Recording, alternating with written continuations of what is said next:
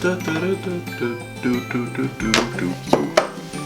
morning, guys. Welcome back to our channel. If you don't know, my name is Titus and this is my wife Fannie. We have our YouTube channel kind of documenting our school bus conversion project as well as her Amish background and some other things. So yes, we have been, if you didn't watch our last video, we're moving in about 2.5 weeks. So Fannie has been super busy packing. It's kind of a wreck right now in the house. Wreck. But it's good because we're getting stuff picked up and boxed and everything. So that's going on. My face looks great today. I don't know if you guys can see this super well in the picture, but like there's this big old gash on my forehead. And I'll show you my arm. We were four-wheeling at my uncle's house and I was racing my cousin and rolled it, and I was not wearing a helmet. So hey, everybody out there, wear a helmet. It'll save a life. I got very lucky. No, but I rolled the four-wheeler and hit a tree, so tree kissed my forehead and came inside and like covered in blood and dripping, and I was like, ah. Yeah, so that was fun. But anywho, that's what we've been doing. This is possibly our last video here in this apartment. Yeah, we'll see. So we shall see. We're moving up north about 5 hours or so. So it's going to be a transition, but we're super excited and we're kind of excited to take you along. So anyways, we should probably get into today's video topic, and that is...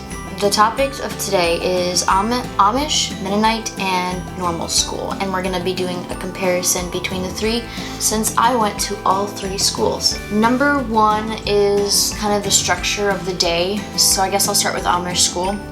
I went to the Amish school for half a year, so some of these things I asked my mother because I was 7 and I don't remember a lot. So I remember in the morning I think we would do math, and then we'd also do reading where we would take it up to, the teacher had a desk and then there was a table at the front, and all of us would gather around the table and we would either read or work on some math, and she would explain the lesson then. And that was kind of like her classroom, and then everybody else sat in their desks. And then as the grades, I guess she got done with first grade, she would do second grade, and like so on and so forth. So it's a full... It's a one-room Yeah. schoolhouse setting, Yeah. so you've got all the grades in one building. All the grades. And then also, if you guys didn't know, Amish only go to 8th grade, so that was from 1st grade to 8th grade. They don't have kindergarten or pre-K. Yeah, or high school. Yeah, or they high just school. go through 8th grade and then they're done. And so that was kind of the structure of the day, and then you'd have lunch at noon, which you packed. There was no school lunches. Nobody provided that. You brought your own. And then at the end, we'd have recess 3 times a day, and depending on the community you could play certain games and certain games you couldn't. I know that for, I think, my mom's community where she grew up, you were not allowed to play games with teams. So you couldn't play baseball, you couldn't play soccer, and all of those things. But if you didn't play in a team, you could play it, which is really difficult. So what kind of games would you play then? We'd play Wink, Wave, or Whistle, or we'd play... What is that? You've never heard of that? No. Oh my goodness. Okay, basically, it's like hide and seek with Wink, Wave, or Whistle. So the guy... Wink, wave, or whistle? Yeah. Okay. So... Wink, wave, or whistle. Yeah. Oh, okay, I thought you were saying waver, and I was like, what is waver? Wink, wave, or whistle. So basically you hide, and people who get caught and are on base, you can whistle to them, which would give your location away. You can wave to them, which then you have to be in line of sight, or you could wink at them, which you'd have to be even closer. So basically, if the person sees that you did that, they're free to go, just so long as the person that's it doesn't get them. Oh, so it's kind of like a release you out of jail type of a... Okay. Yeah. So it's kind of like freeze tag to some extent. To some extent, yeah, except for it has 3 just of them. kind of a different way. Another game that was really popular was Annie Over. Have you played that one? Annie Over? Nope, never played I don't know that if either. it's Annie like or Auntie. I don't know. I don't know. Because they say it so fast, and I never really got the full thing.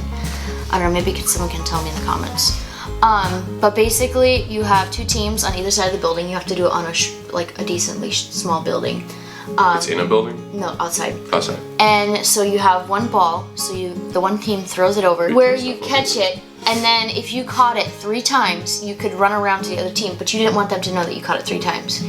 And then you throw it over, and if they catch it, like you do it 3 times. If you caught it 3 times, you'd run around and you'd tag all the people that you could, and then those people would have to stay on your team.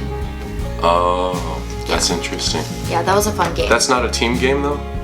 No, because your teams get mingled. Like it doesn't really matter. It's not like set team. No. I guess that makes sense. I don't know why, but they were like, there's not teams in heaven, so why would we play teams here on earth? It's an interesting perspective. So yeah, we'd have 3 recesses a day, and in the summertime, if you were like decently close to school, like within a mile or 2, we'd walk to school. And my mom remembers many a day where she would walk to school in the rain and snow and whatever else it was precipitating from the sky. So I never walked to school. I was lucky and I was really far away from school. So we actually had a driver come pick us up in a van, and we would go ride to school. Yeah, she'd pick up it was basically a school bus. But with a minivan, yeah. And then at the end of the day, you'd go home. School lasted from like 9 o'clock to 3, something like that.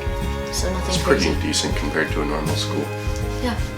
It's nothing crazy. And then like when May, like, I don't know, 1st of May, they were done with school.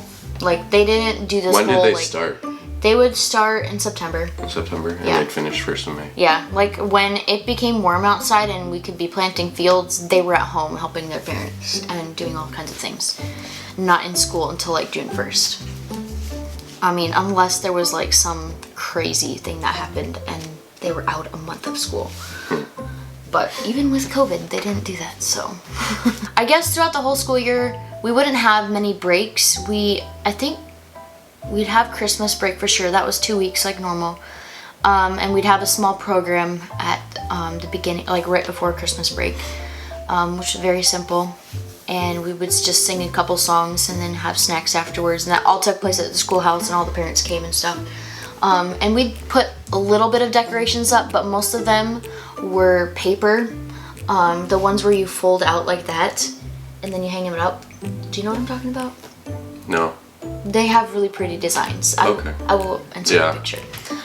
Anyway. I'll try to get a picture in there or something. Yeah. So anyway, we do the Christmas program. Also, sorry guys if I keep sniffling. It is like heat of allergy season right now, and I have really terrible spring allergies. So I'm really trying not to, but if I do, or if I tear up and I look like I'm bawling my eyes out, it's because they're either burning or itching or both. So bear with me on that part. And then end of school year, we'd also have a little program. I don't think that they did any field trips per se. I don't remember that being a thing, but I may be wrong. I don't know. Some schools may have, but ours didn't. And I think that it concludes like the structure of the school.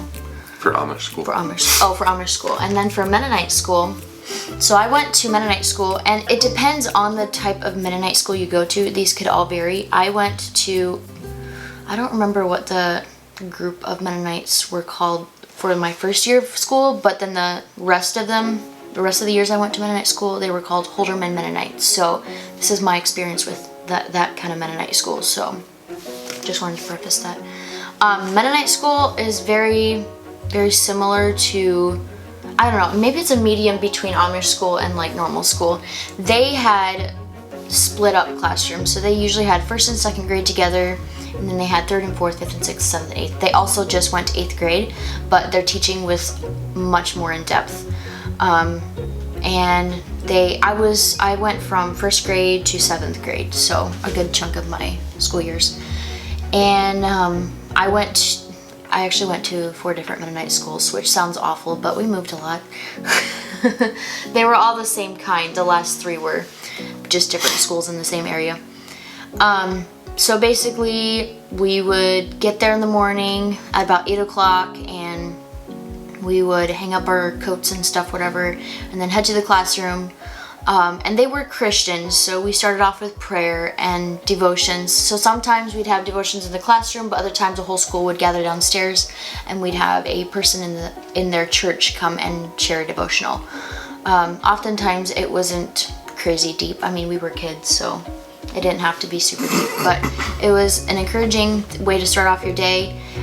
Or other times we would just sing some of the songs weren't exactly Christian, but we would call it devotional time. I don't know why, but we did. And then we would start our day, and I don't know, it just depended on the teacher's preference, but if she wanted to start with math, we'd start with math. And so the teacher had 2 grades, so again, she would come do this class for this grade and then do like the math class for this grade. And we would rotate throughout the days, and we would have math, English, writing, well, I guess penmanship, and then science and history in the afternoons usually. And we'd have recess 3 times a day. And in the summertime, we played baseball a lot and other random games. We also played kick the can. I don't know if you ever heard of that one. No. It sounds like a death game. It's not. It probably originated from that. We don't actually kick a can. It's a ball, and it's also a hiding game. So you hide, and if you get caught, you have to stand by the ball. And if the it goes away to look for people, somebody can hop out from their hiding spot, kick the ball, and then everybody goes and hides again. Oh, okay. So it's like another jail release tag. Yeah. Of sorts, yeah. Lots of versions of those. Yeah. And then another, in the winter times, we would play hockey. We would skate all 3 recesses, and we loved it. Like first recess, we usually wouldn't play hockey, but we would play in the ice, skate or whatever, and that would start at first grade. Like everybody took turns out on the ice, and they had recesses coordinated, so only your class would go out. So it was recess. Is it all one schoolroom like the Amish school? No, they have classrooms. Okay. Yeah, they have classrooms with teachers for each classroom. And then they do have kindergarten. They have a separate teacher for that. And do they go through high school? No. They're just through 8th grade as well. Yeah. The kindergarten teacher, they would usually either have kindergarten like just a couple days a week, or they would not half day kind of thing. Right. Either half days, or they wouldn't start until like February, and then they'd have like just a semester. Yeah. That makes sense. So I think that was pretty much. I mean, we would go on field trips too. I remember every other year we'd go to the Capitol. I missed out on that one because it would have been my 8th grade year, which I didn't go. Because you guys had gone to Christian school by then. Well, I was homeschooled. Or you were homeschooled that year. 8th grade, yeah. So that I was really sad about that, but whatever. But we went a lot of places. There's a children's museum in Eau Claire that we went to. Just a lot of fun places. And Mennonites are known for singing, so that was like the thing we would do. Staple thing. Yeah, we'd just sing like a lot. And they don't have instruments, so it was all harmonic, or not. Harmonized. Harmonized, yeah. That's the word I'm looking for. So it's very beautiful. And yeah, that was pretty much the structure of the day. Number 2, textbooks and curriculum differences. The Amish used, this is their 1st grade phonics books. I still have mine, so this is very old, like I don't know if you can see, but just the pictures and stuff letters. Is very old. This one was done in, does it say? 1966. 66, wow, holy cow. That's old. But yeah, this is what I use for my 1st grade phonics. And this is the math we use. I don't know if they use this all the way through, but again, this one is very old with What's the copy in that one? The type of print, 1995. 95, so that one's a little newer. Yeah. This one's a little bit newer, but... Look at your beautiful coloring. Yeah, that was my 7-year-old self. To be honest, that's pretty decent coloring for a 7-year-old? For a 7-year-old, guys, what do you think? I don't know. I loved coloring. I won a couple of coloring contests, so... In school? Yeah, it was very good. So that's your Amish That's my Amish curriculum. I don't really know what they used for English and history, but the history was basically... My mom doesn't know much history, so I can't imagine that it was a great history. Very in-depth. Yeah, I think it was just of America. You didn't really cover any other histories. For Mennonite school, this was my 1st grade counting book. It's from CLE, which is Christian Light Education, or publication. Christian Light Publications. It's Christian Light Education is the books, but it's published. CLP. Yeah, CLP. And this one was... I'm sure this one was... It's not near as old, I don't think. No. 2001. Yeah. So that's not too old from when you... Yeah. What year were you in school? I was... My 1st grade year... 05 through 07? Yeah. I took 1st grade twice. Once, half a year in the Amish school, and then because everything was so crazy and I really didn't learn a lot, I didn't even test into 1st grade in Mennonite school. That's how bad... Oh, wow. Yeah. So they were just like, you know what, do first grade again, it'll be fine. So this is the second time in first grade. Nice. That looks a lot better. And then they did, this is also CLE. Yeah. This was their English. I did this pretty much from first grade all the way up to 7th grade. And then what they used for math, they used Abeka, yeah. They used Abeka math. I did some Abeka math, and I did some CLE math. For science, they used Apologia, I think. Really? Yeah. That's a solid. It's a very solid science curriculum. Yeah. I can't really remember any other curriculum, but yeah, they mostly stuck to CLE because it is a Christian or like a Mennonite-owned company. Number 3, food and lunches. For Amish school, it's what you're used to, so it wasn't weird to them or like each other. I remember my mom telling me that her grandpa, we never did this, but her grandpa, we used to go to school and they were really poor, and so the only thing he could put on his sandwiches were like pieces of lard, and he would salt it, and that's what his sandwich was at lunchtime. There were no microwaves or refrigerators, so you packed and you just had a soggy lunch or a sandwich at lunchtime, and you had warmer milk if you decided to bring milk for lunch. What else? You would bring sandwiches. You wouldn't bring things like chips, like that was not a thing. You would bring, like in the summertime you'd bring, or like I guess in the spring, in the fall, you would bring like either canned veggies or like you would bring fresh red veggies. And what else? I don't know. My mom, I guess, would be able to tell you better. I don't really remember. I remember taking cucumbers to school and having my grandma pack me a glassy salt and pepper shaker, and she told me, don't break it. And I broke it. That's very sad day. And then Mennonite school, you had access to an oven, so you brought your hot lunch, and you had to make sure that was an oven-safe container, and they'd heat that up for you. You weren't really allowed to use the microwaves, and no refrigerators, so you just brought insulated things.